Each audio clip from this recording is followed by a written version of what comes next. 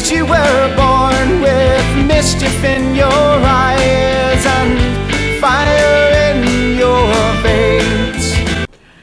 Hey guys, and welcome back to my channel, and welcome to another book review. And yes, by the title of this, you already know what it is. And I am so late on the uptake with this, but as you guys all know, I've had many health issues lately, and so I haven't gotten any reviews up. But here we go. I am, of course, going to be reviewing Lady Midnight by Cassandra Clare today, and I am sorry for the horrible lighting. I don't know what's going on with my lighting again. But yes, I have to review the first book in the Dark Artifices. You guys know how much of a Shadowhunters fangirl I am now, so I definitely had to review this. I am not holding this up the whole time though, so let's put it down. So, of course, fridge.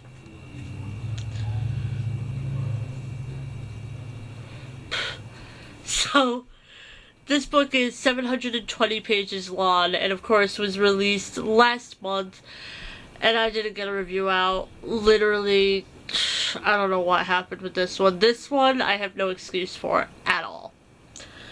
But the prologue was so interesting, it just sucked me right in with this. As always, there was just such good character development. I love how Cassie develops her characters, I really do.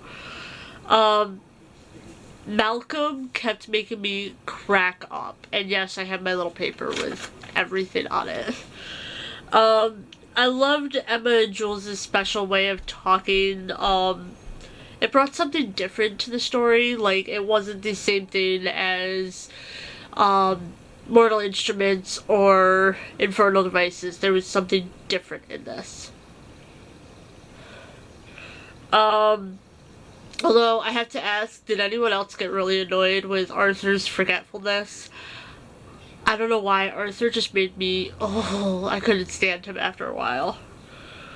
I definitely enjoyed the beginning 150 pages more than I enjoyed the first 150 pages of, like, City of Bones and Clockwork Angel. Clockwork Angel especially, I honestly could not stand Clockwork Angel.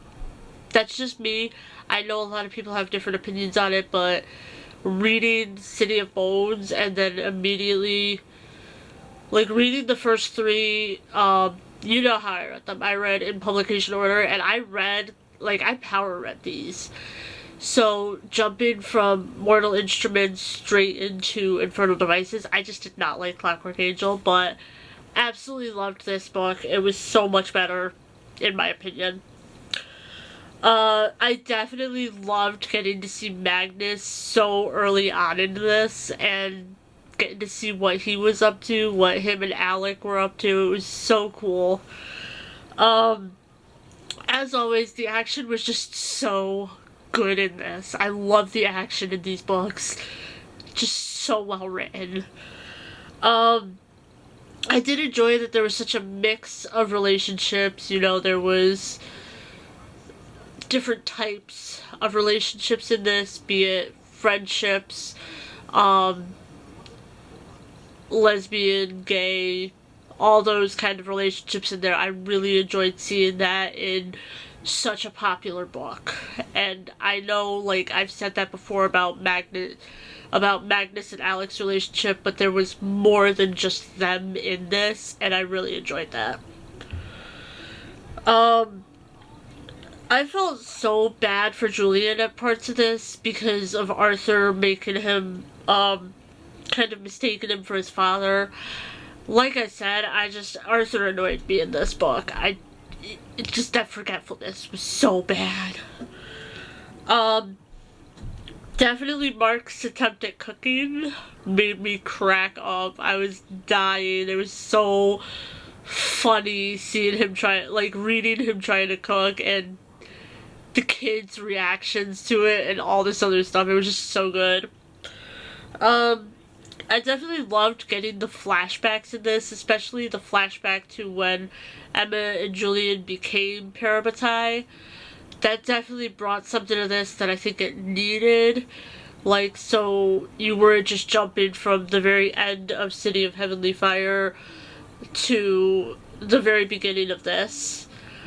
You had those, like, different flashbacks to what happened in between the books, so I really enjoyed that.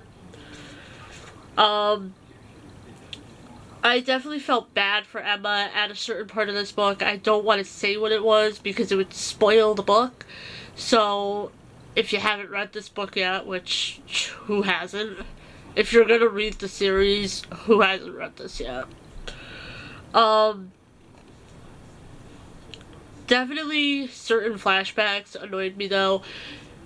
The main flashback was the flashback to when Arthur arrived at the, Los Angeles Institute. It made me just really, really dislike him. I can't stress enough how much I dislike Arthur at this point. Something needs to change in order for me to like him, but at this point, nope! So, I honestly, for once, have a criticism. I could not stand the hot and cold storyline with the love connection in the relationship. I don't know, it just, I understand why it's so hot and cold, but at the same time, I just couldn't stand it. It bugged me. Like, we all knew that it was gonna happen, so just let it happen.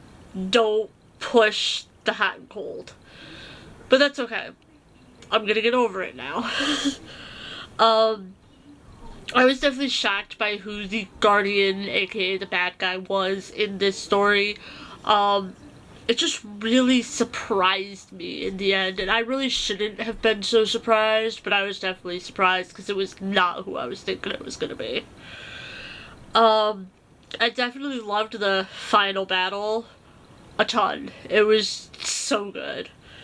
I was definitely happy that towards the end of the book, Jason Clary did make an appearance in the book. Besides the short story in the end. The short story was amazing, but they actually made an appearance in the actual storyline, which I really, really was happy about. The last chapter of this book was absolutely shocking. I cannot wait to get my hands on the next book. I hate that we have to wait so long for the next book. I really, really do. And on top of that, in between that, we have to wait for the story of Tessa and Will's kids. Why? So many good books. She just writes so many good books. I'm excited. I can't help it. So, overall, this was an amazing book. I absolutely loved it. Even with the hot and cold storyline with the love interests, I definitely gave it 5 out of 5 stars. It was perfect in my opinion. I can't get over her books. I really can't. And yes, there is a short story in the back of it, and the short story was absolutely awesome. I can't wait to see where that goes. It has been said, I think Cassie said that while there might not be any more short stories like that, you will definitely find out the wrap-up of that within these books, so I'm definitely excited to see what happens there. Definitely excited to see where this part of the series goes, and I am definitely excited to see where the next set of prequels goes. I'll call them that, you know. They're the sequels to the Infernal Devices. I'm definitely excited for those, as well as the rest of the Dark Artifices series. Bring them on!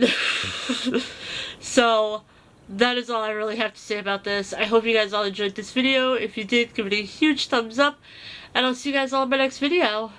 Bye everyone. 'Cause you were born with